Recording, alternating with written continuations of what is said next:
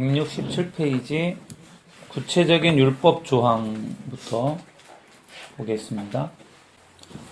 첫 번째는 의식법입니다. 12장부터 16장 17절까지는 의식법에 대해서 나와 있고요.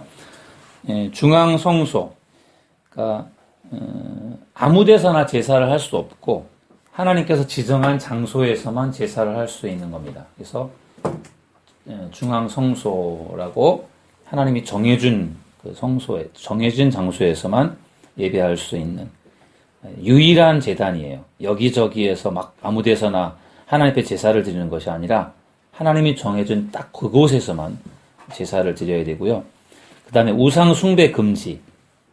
우리 지난주에 읽었던 말씀 속에 있는 내용이에요. 이적과 기사가 나타나도 믿지 말아라. 우리가 보통 뭔가 기적이 나타나면 거기에 우리가 쏠깃하고 뭔가 하나님이 역사하시는 거로 그렇게 우리가 기적을 보면서 그렇게 생각할 수 있는데 그거를 가지고 유혹하는 그 거짓 선지자들이죠. 이방인의 어떤 그런 우상을 숭배하는 그런 것들 금지하라. 거기에 속지 말라. 그런 말씀이고요.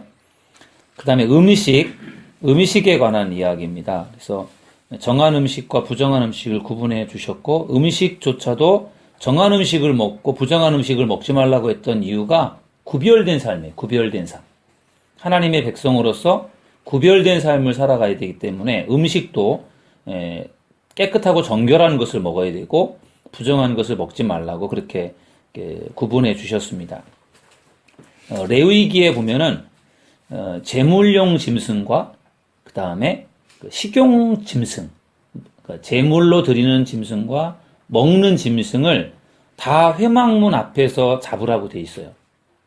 그러니까 모든 짐승은 다 회막문 앞에 성막에서는만 잡을 수 있게끔 되어 있었는데 여기 그 신명기로 오면은요 규정이 완화가 됐어요. 그래서 식용은 자기 집에서도 잡을 수 있게 되어 있어요.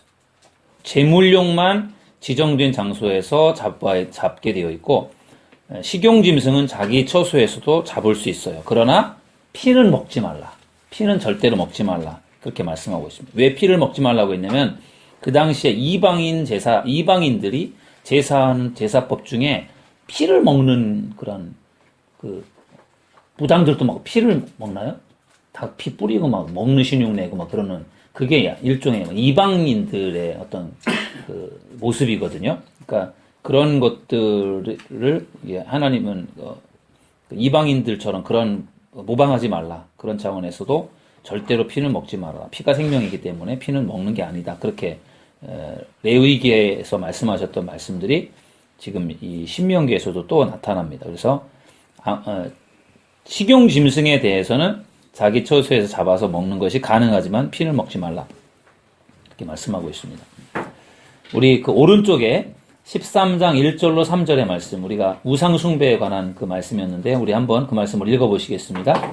너희 중에 선지자나 꿈꾸는 자가 일어나서 이적과 기사를 내게 보이고 그가 내게 말한 그 이적과 기사가 이루어지고 너희가 알지 못하던 다른 신들을 우리가 따라 섬기자고 말할지라도 너는 그 선지자나 꿈꾸는 자의 말을 청종하지 말라. 이는 너희 하나님 여호와께서 너희 하나님 다하고 뜻을 다하여 너희 하나님 여호와를 사랑하는 여부를 알려 하사 너희를 시험하심이니라. 아멘. 우상 숭배를 금지하는 그러한 규정인데요. 기적이 일어났다고 해서 그것 때문에 그걸 가지고 우상 숭배로 연결시키려고 하는 그런 거짓 선지자들에게 현혹되지 말라는 것이죠. 그래서 기적을 우리가 보고 싶어하고 기적을 체험하는 것도 중요하지만 그 기적이 하나님을 믿게 하고 기적을 통해서 하나님의 영광을 나타내는 것이 그게 진짜 기적이죠.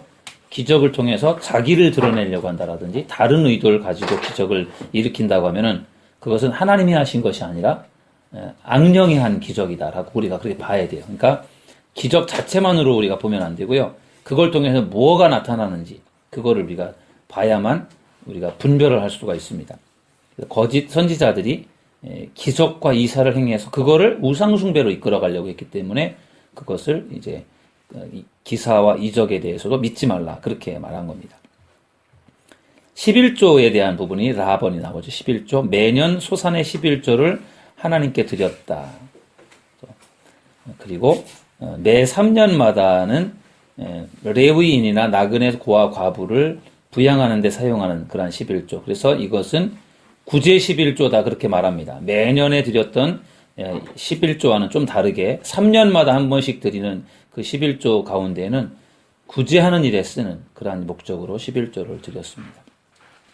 그 다음에 부채에 대해서도 7년마다 부채를 면제해주는 그러한 제도가 있었고, 또 노예도 애굽 땅 종되었던 곳에서 구원해 주신 하나님께 대한 감사의 표시로 히브리 노예는 7년째 되는 해 자유케 했습니다. 초태생의 구별, 첫 번째 새끼에 대해서 하나님의 것으로 구별해야 된다. 그리고 절기가 또 나오죠. 6월절, 77절, 초막절, 3대 절기의 예법. 그래서 유대인의 3대 절기가 6월절, 77절, 초막절이죠. 근데 지금 현재 우리 기독교는 6월절을 안 지키죠. 6월절은 어찌 보면은 광복절 같은 거죠.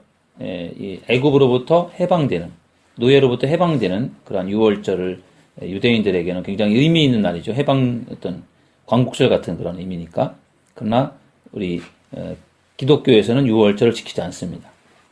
하나님의 교회라고 하는 이단 교회에서는 6월절을 대대적으로 지킵니다.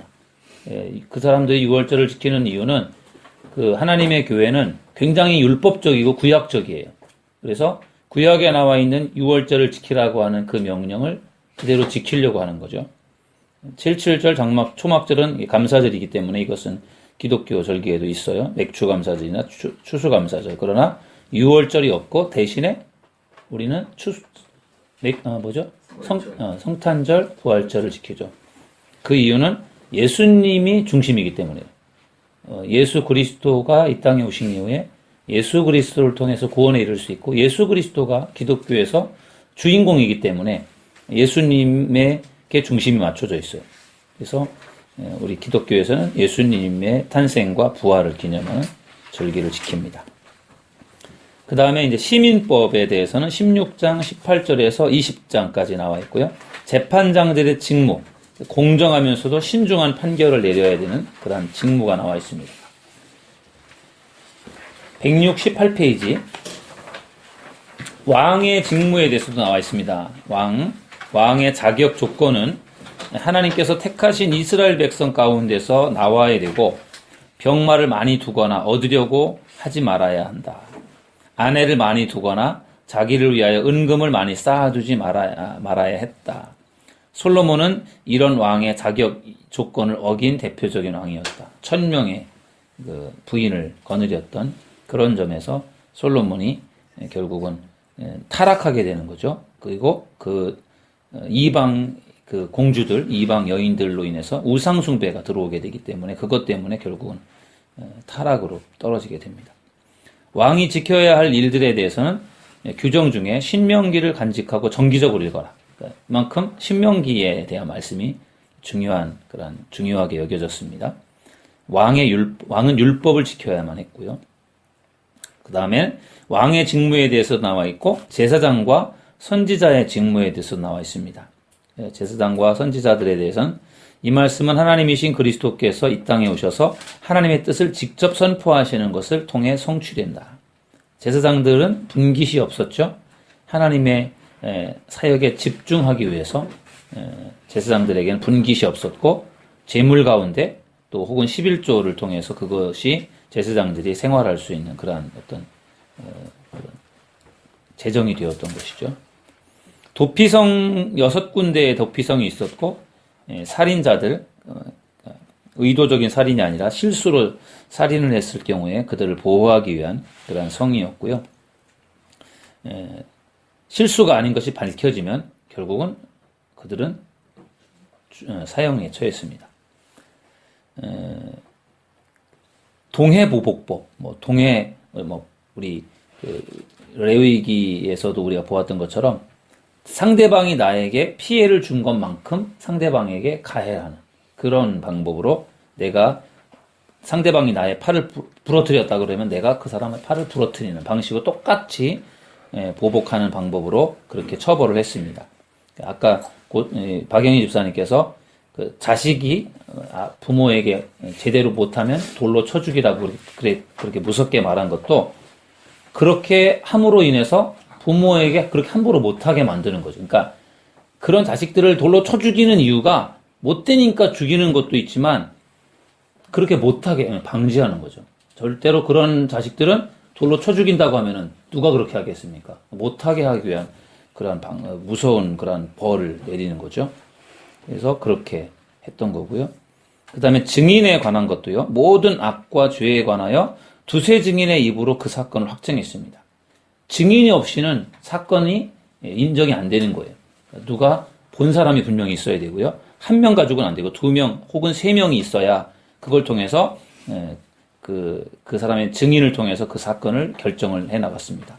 공정한 재판을 위해서 증인을 채택하는 부분을 썼고요.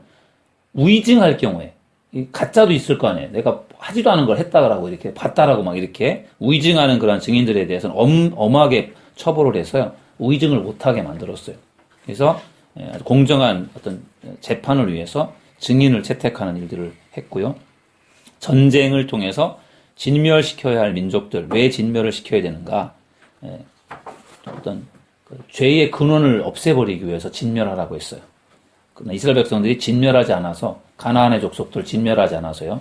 가나안 땅에 들어가서 우상을 숭배하고 타락하게 되는 것들이 진멸시키라고 했지만 진멸시키지 않아서 결국은 어떤 죄를 짓게 되는 겁니다. 하나님께 범죄하지 못하도록 하기 위해서 악을 진멸하라 그렇게 말했어요. 왜? 악은 작은 것이 들어와서 아주 그것이 커지게 되고 욕심이 죄가 되고 죄가 장성해서 사망이 되는 것처럼 작은 죄가 커가기 때문에 결국 그것을 철저하게 진멸하라 그렇게 말씀하신 것입니다. 사회법에 관해서는 미결된 살인사건에 대해서 어떻게 해결을 할 것인가 하는 것에 대해서도 여러분들 성경을 읽으셨기 때문에 아실 거예요. 그래서 가장 가까운 마을에 있는 그 족장들이 가서 송아지였나요? 송아지를 잡아 죽여서 그렇게 해서 그 죽은 사람에 대한 부분들을 이렇게 해결을 지어가는 그런 부분들이 나와 있습니다. 가족에 대한 부분들도 전쟁 포로와 결혼하는 문제라든지 장자의 상속권에 대한 부분들, 또 폐역한 아들 처벌하는 것에 대한 부분들이 나와 있습니다. 그 다음에 169페이지 가시면 형제들의 소유물에 대해서 사랑, 이웃사랑을 실천하는 그러한 이야기들 나와 있고요. 혼합 금지, 섞지 말라 그런 이야기들, 결혼에 대해서 순결한 어떤 결혼, 순결에 대한 부분들이 강조되고 있습니다. 그래서 성범죄자에 대해서 처벌하는 규정.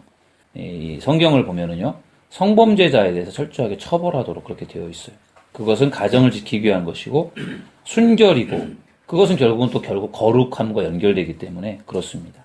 뭐 요즘 젊은이들 순결을 지키지 않고 또 결혼하기 전에 혼전 어떤 성관계라든지 이런 거로 인해서 사실은 굉장히 결혼하기 전부터 이 성적인 문제들이 굉장히 이게 사회적으로 별것 아닌 것처럼 뭐 지키지 않아도 되는 것처럼 다 그렇게 분위기가 되어서 참 우리 젊은이들이 참 걱정스러운데요. 우리 그리스도인들이 순결을 지켜나가는 부분들, 참 우리가 잘 가르쳐야 될 부분들이고요. 우리가 이걸 지켜야 될 중요한 부분인 것 같습니다. 총회에 참여하지 못하는 자들에 대해서 언급하고 있습니다. 총회라고 하면은 중요한 어떤 모든 어떤 중요한 절기라든지 중요한 어떤 중요한 모임을 위해서 모든 백성들이 모일 때 거기에 문제가 있는 사람들이 거룩하지 못하고 또 부정한 사람들이 참여하지 못하도록 그렇게 했습니다. 민족의 화합에 대한 부분들, 또 11조에 대한 이야기, 이스라엘의 서약과 하나님의 서약에 대한 부분들이 나와 있고, 그렇게 해서 이제 모세의 가장 길었던 두 번째 설교가 끝났고, 이제 마지막 세 번째 설교는 미래에 관한 하나님께서 앞으로 행하실 일들에 대해서 이제 마지막 설교를 합니다. 언약의 비준, 언약 갱신하는 거죠. 돌 위에 기록된 율법 순종을 권면하고 저주의 선포, 언약의 경고사항들, 28장 우리가 잘 알고 있는 말씀이죠. 그래서 순종에 대해서 하나님께서 약속해 주는 축복들이 14절까지 나와 있고요. 불순종에 대해서 약속된 저주가 무려 68절까지 나와 있어요. 15절부터. 그러니까 순종에 대한 축복보다 불순종에 대한 저주가 더 많이 나와 있습니다. 이스라엘이 불순종하면 가나안 땅에서 뿌리채 뽑으신 뒤에 열방 중에 산산이 흩어버릴 것이다. 실제로 이렇게 됐잖아요. 가나안 땅에 가서 하나님 말씀에 불순종하고 우상 숭배하다가 결국은 뿔뿔이 다 흩어졌잖아요. 북이스라엘 722년에 아수르에게 멸망을 당하고 남유다 586년에 바벨론에게 멸망을 당해서 포로로 붙들려가서 다 흩어져 버렸죠. 그 말씀대로 된 거예요. 그래서 우리 그렇게 보고요. 그 다음에 170페이지를 보겠습니다. 모압 언약의 제정에, 모압 지금 평지에서 모세가 마지막으로 설교를 하고 있는 장면이고요. 언약의 기초는 하나님의 권능. 그러니까 언약을 맺기 전에 하나님께서 이스라엘에게 행하신 일들을 상기시켜요. 하나님이 얼마나 은혜로우신 분인지, 하나님이 그동안에 베풀어 주셨던 은혜가 얼마나 컸는지 그 하나님을 회고하고요. 그 다음에 언약의 당사자들은 하나님과 이스라엘 백성들이 언약을 맺는 거죠. 하나님은 하나님, 이스라엘 하나님, 백성들은 하나님의 백성. 그래서 이스라엘 백성들이 하나님의 말씀을 지켜야 되는 시내산에서 하나님과 맺었던 그 언약을 다시 이제 모압 평지에서 다시 다시 맺는 결성을 하는 거죠. 언약의 경고 사항은 이스라엘의 분산, 반역자들에 대해서 하나님의 처벌에 대한 부분들이고요. 이스라엘의 회복, 여호와께서 이스라엘 백성들의 마음에 할례를 베푸셔서 마음을 다하며 뜻을 다하여 여호와 하나님을 사랑하게 하실 것이다라고 말씀하십니다. 육신적인 할례가 아니라 마음의 할례로 하나님을 온전히 사랑하게 될 것이다. 앞으로 이렇게 회복될 것이다라고 하는 그런 말씀이고요. 그 다음에 다번은 언약의 중재자가 바뀝니다. 31장부터 34장 마지막 장까지 가면서 이제는 모세에서 여호수아에게로 지도자가 바뀌어지게 됩니다. 그래서 모세가 여호수아에게 의무를 지우고 모세는 이스라엘 백성들을 떠나지만 여호와 하나님은 언제나 이스라엘과 함께 계실 것이다. 자기는 죽지만 그러나 하나님께서 이스라엘을 반드시 지켜주실 것이다. 함께 하실 것이다. 이렇게 말씀하고 있고요. 매 7년마다 초막절 절기에 백성들에게 율법을 낭독하여 들려주어야 했다. 그 당시에는 말씀이 성경책이 없으니까 드무니까 그거를 이제 두루마리에 써서 보관했던 율법들을 이제 절기 때마다 백성들에게 읽어주었던 겁니다. 주로 신명기의 말씀이 많이 읽혀졌습니다. 하나님께서 이스라엘에게 의무를 부과해 주셨고 율법책이 보관되다. 모세가 죽은 뒤에 요시아가 왕위에 오를 때까지 이스라엘은 조금씩 우상을 섬기는 풍속과 신앙에 빠져들었고요. 모세가 예견했던 것처럼 이스라엘은 수시로 우상 숭배에 빠졌고 이 율법책은 여러 해 동안 방치가 되었습니다. 그러다가 요시아 왕이 유다를 다스리던 주전 622년 그때 이 율법책이 다시 발견이 됩니다. 그래서 그거를 막 읽으면서 다 눈물을 흘리고 울고 막 그러는 내용들이 이제 우리 역사서에 가면 보게 됩니다. 171페이지 보시면 모세의 노래, 모세의 노래가 나와 있고요. 축복하는 말씀들이죠. 모세의 죽음이 32장 48절부터 34장까지 나와 있고요. 느보산에 올라가서 이제 죽는 거죠. 그래서 거기 올라가서 지파들을 축복하고 그리고 약속의 땅을 바라보고 유대 전승에 보면은 여호수아가 신명기의 부록으로 34장을 기록했다라고 그렇게 주장을 합니다. 왜냐하면 모세 죽음 이후에 그런 부분들이기 때문에 거기에 여호수아가 덧붙였을 것이다. 그렇게 이제 보고 있고요. 모세가 죽어서 이제 장사가 됩니다. 아무도 매장지를 모르고 모세는 하나님께서 직접 땅에 묻은 유일한 사람이었다. 볼 수 있고요. 변화산상에 나타나는 것을 보면 결국 약속의 땅 가나안이 예표하는 하나님의 나라에 들어갔다. 모세와 엘리야는 예수님과 함께 진정한 출애굽, 즉 예수님의 죽음과 부활에 대해서 이야기를 했다. 변화산상에서 있었던 이야기들이 여기 언급이 되고 있습니다. 그리고 후계자로서 여호수아가 이제 세워지게 되고요. 모세의 비석이 기록되고 그래서 이제 맞춰지게 됩니다. 그래서 신명기의 말씀을 보면은요, 우리가 하나님을 사랑하는지 어떻게 확인할 수 있는가? 신명기의 말씀을 보면은요, 우리가 하나님을 사랑하는지를 어떻게 확인할 수 있는가? 하나님을 정말 사랑하나 사랑하지 않는지를 확인할 수 있는 두 가지 방법이 나왔는데, 하나는 하나님의 명령에 순종하는가?